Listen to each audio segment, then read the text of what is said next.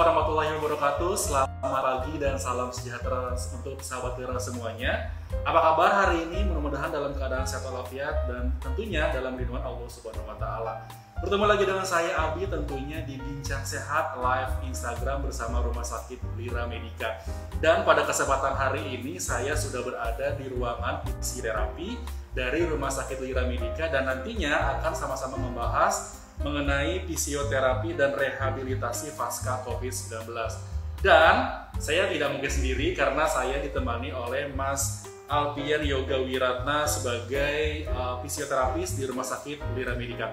Halo Mas, apa kabar Mas? Oke, sehat ya Mas ya? Alhamdulillah sehat Mas Abi. Oke, nanti hari ini kita akan membahas mengenai seputar fisioterapis nih Mas di Rumah Sakit Lira Medica. Mungkin sahabat Lira dan saya pun sendiri belum mengenal apa itu fisioterapis seperti itu Mas. Jadi buat teman-teman, buat sahabat di rumah yang akan bertanya mengenai fisioterapis seputar Rumah Sakit Lira Medica, langsung aja di question box ataupun di direct message Rumah Sakit Lira Medica. Nah, sebelum kita ke pembahasan mengenai apa itu fisioterapis, saya akan menginformasikan beberapa hal penting, yaitu bahwa Rumah Sakit Lira Medica melayani imunisasi drive-thru dan telekonsultasi yang nantinya sahabat Lira bisa melakukan konsultasi secara jarak jauh dan obat yang diresepkan oleh dokter akan diantarkan ke rumah dari sahabat Lira Medica sendiri. Seperti itu. Dan caranya gampang sekali sahabat Lira Medica, hanya perlu menghubungi nomor WhatsApp center kami di 0898 845 2555 atau melalui perjanjian online di aplikasi Rumah Sakit Lira Medica yang sudah bisa di-download di Google Play dan App Store seperti itu. Oke, tanpa membuang waktu lama lagi, kita akan ke pembahasan mengenai fisioterapi dan rehabilitasi pasca COVID-19. Oke, Mas, tadi sempat disinggung mengenai fisioterapi. Ini sahabat Lira di rumah ataupun saya pribadi belum tahu nih, apa sih sebenarnya fisioterapi itu, Mas? Ya, selamat pagi sahabat Lira semuanya. Perkenalkan ya, nama saya Alfian. Saya sebagai fisioterapis di Rumah Sakit Lira Medica. Oke, langsung saja ya ke pokok pembahasan apa sih itu fisioterapi gitu ya bagi sahabat Lira semua maupun Mas Abi yang sedang ada di sini menanyakan apa sih fisioterapi itu gitu ya. Pada intinya fisioterapi adalah sebuah profesi yang berhubungan dengan pekerjaannya adalah mengobati. Setelah itu kita bisa mencegah untuk si pasien atau masyarakat itu ada keluhan sakit atau ruang gerak sendi tubuh manusia. Nah itu jadi istilahnya tentang ruang gerak sendi tubuh manusia, misalnya sakit pinggang, sakit lutut, pos operasi, itu bisa datang ke kita. Seperti itu. Berarti fokusnya memang ke persendian ya Mas ya? Ya, sendi, tulang, saraf, seperti itu. Nah Mas, mungkin sahabat Lira di rumah bertanya-tanya mengenai kasus yang paling sering terjadinya cedera ringan sampai cedera berat itu karena apa nih Mas? Oke, terima kasih Mas Robi. Jadi kalau cedera biasanya nih, ya kita membahas tentang cedera paling ringan dulu ya. Cedera ringan biasanya sakit karena salah mengangkat. Setelah itu misalnya dia bekerja di perusahaan, pasti kan misalnya di bagian produksi dia membutuhkan kegiatannya selalu mengangkat beban. Setelah itu dia bebannya terlalu banyak ketika bekerja dalam 8 jam atau 7 jam itu terlalu berat. Otomatis dia bisa dikatakan atau ada keluhan di bagian sakit pinggang atau di bagian sakit leher di sini seperti itu. Nah, tapi tidak menutup kemungkinan si pasien itu juga menderita yang namanya saraf kejepit. Kalau yang sakit pinggang biasa itu bisa disebut yang namanya LBP, low back pain. Nah, tapi ketika si pasien itu sudah ada penjepitan di dalam saraf, biasanya si pasien itu konsultasi ke dokter saraf dan dirujuk untuk dilakukan foto ronsen atau ditunjang juga dengan MRI. Bisa disimpulkan bahwasanya si pasien itu ada bulging atau pergeseran tulang, juga bisa dia ada penjepitan di tulang belakang, bisa disebabkan karena aktivitas si pasien itu. Nah, itu bisa kalau di kita bisa dilakukan preventif, itu edukasi juga melakukan treatment juga seperti itu. Tapi saat ini kebanyakan pasien kita dikombinasi dengan sakit pinggang, sakit lutut. Tidak menutup kemungkinan juga ada yang namanya sakit post operasi gitu. Post operasi misalnya dia cedera olahraga seperti itu. Cedera olahraga, setelah itu dia membutuhkan rehabilitasi seperti itu. Oke. Tadi menarik sekali nih Mas untuk pembahasannya. Terus kesalahan yang dilakukan, mungkin sahabat Wira bertanya-tanya juga nih, kesalahan yang dilakukan dan menyebabkan terjadinya cedera itu apa aja Mas kira-kira? Ya, oke. Menyambung yang pertanyaan yang tadi ya. Biasanya kesalahan yang utama adalah sakit yang terlalu lama, setelah itu didiamkan saja atau salah penanganan, setelah itu si pasien itu mengakibatkan trauma yang terlalu lama gitu. Biasanya salah penanganan karena mohon maaf ya, kalau di sahabat Wira itu jangan sampai ketika jatuh, ketika cedera ataupun melakukan sesuatu misalnya sudah sakit, jangan langsung dipijat gitu. Oh, berarti jangan langsung dipijat, terus harus diapain nih Mas? Nah, itu yang penting untuk tips buat sahabat Wira semuanya. Ketika sakit biasanya butuh rest atau butuh istirahat 2 kali 24 jam. Nah, ketika jatuh, betul-betul jatuh, ada luka atau memar, jangan dikasih yang namanya hot cream, misalnya balsam atau dikasih ya produk-produk yang mengandung panas lah, pengantai panas seperti Contopen dan lain sebagainya seperti itu. Itu jangan digunakan. Oh, berarti jangan digunakan ya Mas? Ya. Mungkin salah kaprah dan saya pribadi juga sering seperti itu Mas. Seperti itu. Jadi ketika atau sakit sebisa mungkin ya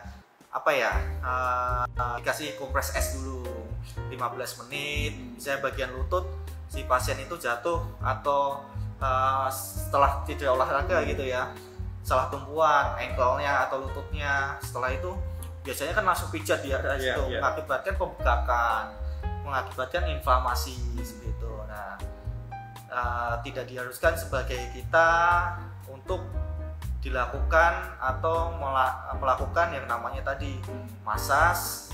Setelah itu kalau bisa kita katakan menggunakan hot cream itu kontraindikasi sekali, tidak boleh. Jadi mengakibatkan pembegakan, semakin lama semakin susah kita menangani. Oke, jadi mungkin bisa menjawab pertanyaan dari sahabat Wira semuanya. Kalau misalkan langkah pertama itu ketika kita merasa cedera, jangan langsung menggunakan balsam ataupun obat-obat panas ya Mas ya. Seperti itu. Mungkin ada tambahan lagi Mas, mungkin langkah-langkah apa saja yang memang harus dilakukan ketika kita ngerasa wah ada yang cedera nih kayak gitu Mas. Ya, kalau kita pribadi untuk edukasi preventif ya kepada pasien atau kepada masyarakat awam atau masyarakat umum, bahasanya ketika sakit misalnya ada pergeseran tulang atau apa, segera mungkin dibawa ke IGD. Kalau misalnya merasa bahwasanya tulang bergeser atau apa, mungkin bisa bawa ke IGD. Tapi kalau penanganan awamnya, kalau awalnya sebisa mungkin gunakan es gitu. Kalau konsep yang saya berikan kepada masyarakat adalah simple aja, rice kayak nasi, RICE. RICE. Ya, artinya adalah rice, istirahatkan. I adalah icing, C adalah compression, E-nya adalah elevation. Nah, kembali tadi artinya itu adalah istirahatkan, I-nya itu adalah icing. Setelah di icing, kompresi atau dikompres. Setelah dikompres, dielevasi. Dielevasi misalnya lutut atau ankle, itu ya lebih tinggi daripada jatuh supaya aliran darahnya mengalir lagi ke atas gitu. Nah Mas, mungkin sahabat Wira di rumah bertanya, kalau misalkan langkah-langkah yang tadi sudah dilakukan tapi cedera yang dirasakan oleh sahabat Wira semuanya tidak kunjung membaik gitu Mas. Nah, itu sebenarnya gejalanya apa aja Mas yang kalau sekiranya tuh cedera tuh tidak kunjung baik gitu Mas? Nah, jadi gejalanya bermacam-macam. Setiap pasien itu saya katakan pasien A dan pasien B itu pasti beda. Tidak bisa kita samakan. Gitu. Dari segi metabolisme tubuh manusia, dari segi sosialnya, dari segi apapun pasti akan beda. Gitu. Yang bisa saya simpulkan adalah ketika pasien itu tidak ada pengobatan atau tidak ada perkembangan pengobatan, itu tidak ada efeknya atau masih seperti itu aja, bisa kita lakukan ke rujuk atau kontrol lagi ke dokter spesialisnya.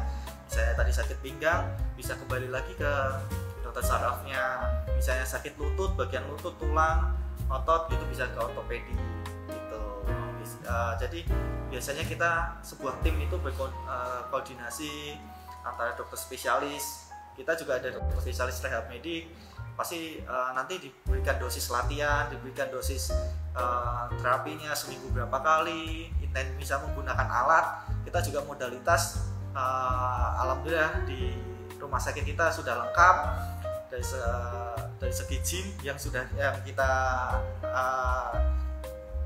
duduki yang kita duduki saat ini. Gimnasium kita sudah lengkap, ditunjang dengan elektromediknya, yaitu ada SWD, MWD dan lain sebagainya, ada cryo, ada parafin. Nanti mungkin bisa kita kapan untuk mereview apa sih itu layanan di rumah sakit ini gitu. Oke. Nah, Mas Alfian, sebenarnya kalau misalkan untuk kesalahan fatal sendiri yang harus dihindari ketika kita atau sahabat Wira di rumah mengalami cedera itu apa tuh Mas? Kayak kesalahan fatal yang memang harus kita hindari lah seperti itu. Sebenarnya ketika kita melakukan assessment, kita melakukan treatment, pasti teman-teman yang ada di rumah sakit kita ataupun semua tenaga profesi fisioterapi pasti memberikan edukasi, Pak nanti tidak boleh dilakukan ini ya, Pak nanti seperti ini ya, habis itu di rumah jangan sampai latihan melakukan ini ya, seperti itu. Kalau di bagian kita fisioterapi itu paling hanya aja sih, jadi edukasi aja. Setelah itu kalau makanan kita nggak ada pantangan, kecuali yang penyakit penyerta seperti DM, hipertensi, penyakit stroke itu kan berbeda, tapi kita paling juga kasih edukasi aja kepada pasien.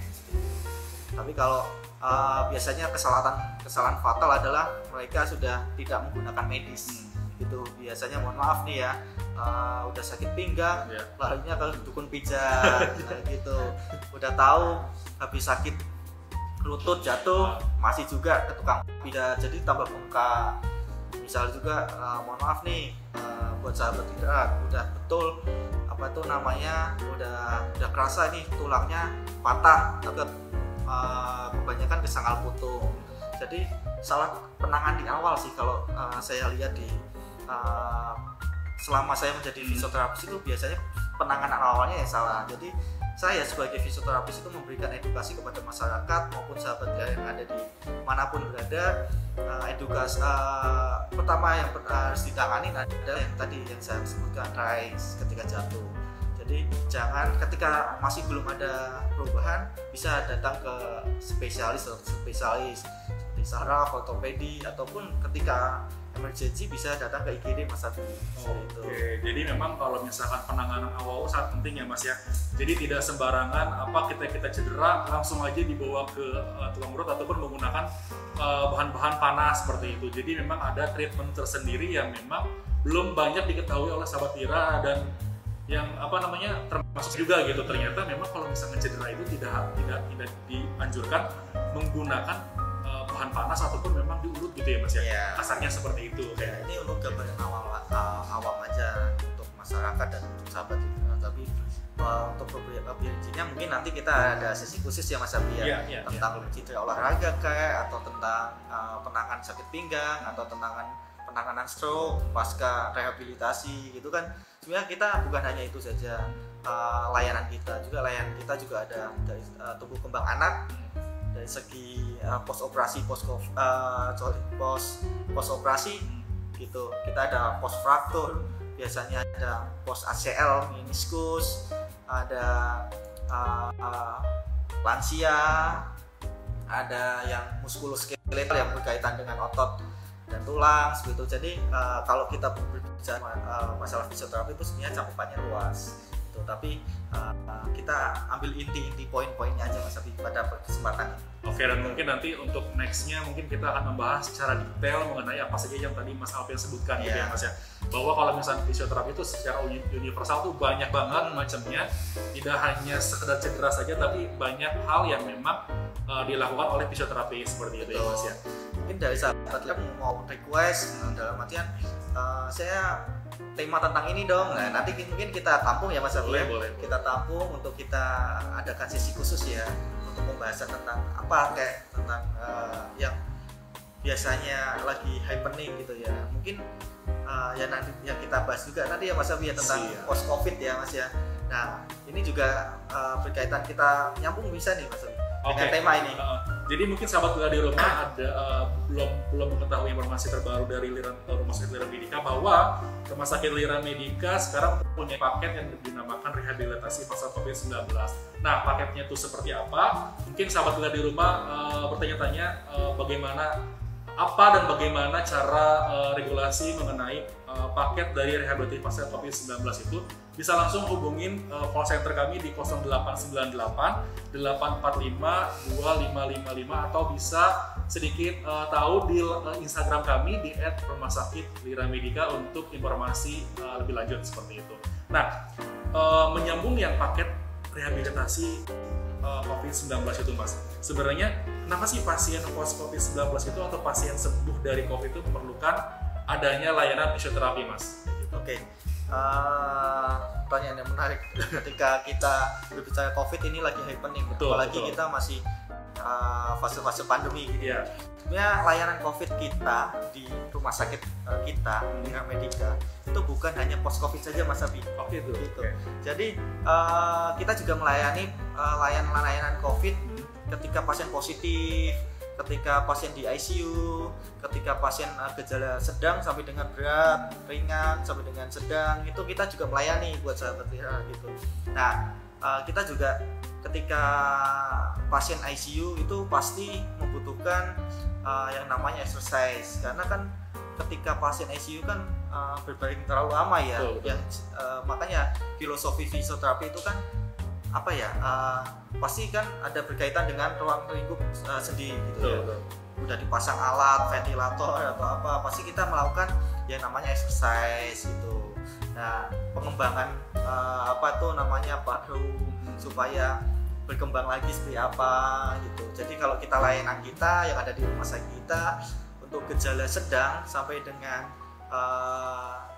gejala sedang sedang, kita ada namanya senam COVID. Senam COVID. Ya, itu seminggu dua kali di ruangan khusus. Nah, tapi kalau untuk ICU kita masuk ke dalam tim COVID untuk setiap hari melakukan exercise. Jadi misalnya karena pasien-pasien COVID itu kan dia kan menderita sakit dan dia tidak bisa bergerak apapun. Misalnya pasiennya di ICU ya, itu biasanya dia terlalu lama mengakibatkan tonus ototnya berkurang. Setelah itu dia membutuhkan yang namanya karena kan di ruangan khusus ya, COVID ini kan di ruangan khusus. Jadi stresor di pasien itu terlalu tinggi seperti itu. Nah, kita kalau yang sedang itu kita ajak senam, kita ajak ketawa-ketawa supaya tidak stres gitu, karena autoimun supaya naik seperti itu. Nah, kalau yang tadi kita bahas lagi nih tentang masalah COVID, post COVID. Jadi post COVID itu bisa dinyatakan post COVID adalah ketika si pasien itu sudah dinyatakan negatif PCR 2 kali. Jadi udah dikatakan negatif nih, tapi si pasien itu ada keluhan-keluhan seperti itu. Keluhannya biasanya bermacam-macam nih. Biasanya saturasi masih belum stabil, heart rate-nya masih terlalu tinggi atau terlalu lemah, itu bermacam-macam si pasien itu. Tidak bisa saya sebutkan. Jadi biasanya gampang lelah seperti itu. Nah, kita sebagai Rumah Sakit Lira Medika menyediakan layanan khusus post COVID gitu. Misalnya juga pas COVID ada sakit pinggang nih, kok tahu karena kan kita rebahan terlalu lama kan juga sakit pinggang ya. Apalagi yang COVID yang misalnya di ICU, habis itu di isolasi biasa, pasti kan tiduran terus gitu, pasti sakit pinggang. Nah, kita juga ada layanan ketika post COVID bisa dikatakan post COVID dinyatakan negatif. Nah, dinyatakan negatif kita masuk tuh nanti ada paket-paketannya juga Mas Abi kalau buat gitu. sahabat Lira nanti bisa datang ke kita, dan juga nanti mau tanya-tanya masalah paket post covid bisa call center kita ya Mas Iya, Abi ya. iya, Seperti betul. itu. Nah, pertama dulu untuk menentukan dosis latihan, dosis terapi biasanya konsul dulu dari dokter baru ya. Setelah itu ke dokter rehabilitasi medik. Setelah konsul, kita tidak hanya konsul aja, kita ada uji latih gitu. Tidak hanya menentukan dosis dengan tanya jawab gitu, tapi kita menentukan dosis dengan namanya uji latih bermacam-macam. Ada namanya mini-goal, kick test, 6 menit latihan, 6 menit jalan. Setelah itu ada sit and stand, ada pengukuran saturasi oksigen gitu. Jadi bermacam-macam. Nanti kalau sahabat kita yang masih ada keluhan pasca covid, itu jangan diam saja, udah nggak apa-apa, saya udah dinyatakan negatif. Iya. Karena merasa bahwa saya udah merasa negatif, Nah, tapi masih ada gejala-gejala ringan yang seperti tadi kayak sakit pinggang dan lain-lain karena dampak dari isolasi tersebut. Iya. Itu jangan dibiarkan ya Mas ya. Iya. Jadi langsung aja datang ke fisioterapi untuk menanyakan hal apa ataupun yang akan dilakukan secara lanjut gitu loh, secara medis dan secara intens gitu ya Mas ya. Ya, itu yang lebih edukasi kita untuk saat ini, karena sangat sayang kan ketika udah negatif udah diem aja, padahal covid itu kan yang diserang adalah saluran nafasnya gitu. Jadi pasti berkaitan dengan saturasi oksigen, heart rate dan lain-lain gitu. Kita bahas nanti. Oke, tadi sempat dibahas Mas sedikit mengenai exercise chest physiotherapy. Nah itu apa tuh Mas? Bisa dijelaskan dan memang kenapa harus dilakukan dan apa manfaatnya untuk pasien post covid ini Mas? Oh ya, ketika kita berbicara masalah tadi chest therapy atau exercise ya. Jadi ketika tidak hanya post covid saja sih Mas tadi. Ketika kita pasien di ruangan ICU atau di ruangan isolasi, ketika membutuhkan pelayanan fisioterapi, biasanya kita juga melakukan chest itu ditepuk untuk menghilangkan sputumnya yang ada dalam dirinya, supaya misalnya batuk, supaya lancar lagi gitu. Nah, tepuk biasa. Habis itu bukan hanya ditepuk, kita lakukan change position ketika berapa menit sekali atau berapa jam sekali, posisi ke kanan, habis itu posisi terlentang. Nah, kalau pasien-pasien COVID biasanya paling bagus itu adalah prone Mas. Prone itu adalah tengkurap. Nah, tapi kan si pasien COVID itu atau bukan hanya COVID sih, ketika jalan nafas itu biasanya sahabat lihat di sini ketika ada jalan nafasnya sesak bisa dilakukan tengkurap itu, dinaikkan gini. Nah, tapi ketika di kesulitan kita ketika di ICU, karena kan kepasang macam-macam alat itu, kita membutuhkan tim yang sangat kuat. Bukan hanya 1, 2, 3 orang juga. Biasanya kalau di COVID itu membutuhkan 6. 6 dokter umum, dokter spesialis, perawat sama dengan fisioterapi itu biasanya 6. Ketika itu posisi-posisi pasiennya itu yang biasa-biasa saja. Belum apa itu namanya? Belum dalam artian berat badannya biasa-biasa. Tambah berat badannya tambah gede, kita membutuhkan tenaga yang lebih besar lagi seperti itu. Jadi paling bagus adalah prone atau diterapkan. Tapi kan kita harus lihat juga kondisi klinis si pasien itu. Kita tidak bisa sembarangan lakukan prone. Nanti juga tiba-tiba berhenti nafas, kita juga yang jadi bertanggung jawab. Jadi kita harus lihat dulu klinisnya si pasien itu seperti apa, pada intinya seperti itu. Tapi paling edukasi kita nanti setelah chest therapy itu pasti kita lakukan tepuk, change position seperti itu. Nah, kalau yang dibahas tadi tentang exercise, nah exercise itu biasanya macam-macam nih. Exercise itu gerakan-gerakan yang dilakukan oleh pasien untuk pasien-pasien tertentu, misalnya sakit pinggang bisa menggunakan McKenzie latihan-latihan, bisa William, bisa menggunakan manual terapi, bermacam-macam gitu. Jadi kita melakukan exercise itu sesuai dengan kebutuhan pasien. Seperti halnya yang saya katakan tadi, berkaitan dengan pasien-pasien yang setelah diuji latih udah dikasih dosis, Setelah dikasih dosis, berarti si pasien itu sudah ada dosisnya nih, seminggu 2 kali. Sekali datang latihannya menggunakan apa, terus menggunakan alat apa aja, itu misalnya modalitas apa, itu sudah kita programkan untuk kesembuhan pasien. Jadi pasien itu sahabat Wira ketika datang ke sini tidak hanya pulang tangan hampa, dalam artian saya datang aja tapi tidak follow up, pasti kita memfollow up pasien-pasien atau semua pasien atau sahabat Wira yang berobat di sini. Seperti itu. Oke, baik. Dan ternyata memang baru saya sadari kalau misalnya fisioterapi ini luas banget cakupannya Mas Alfian ya. Oke deh Mas, terima kasih waktunya pada kesempatan hari ini. Mudah-mudahan tema pada kesempatan hari ini bermanfaat tentunya untuk saya pribadi dan memang khususnya untuk sahabat Wira semuanya.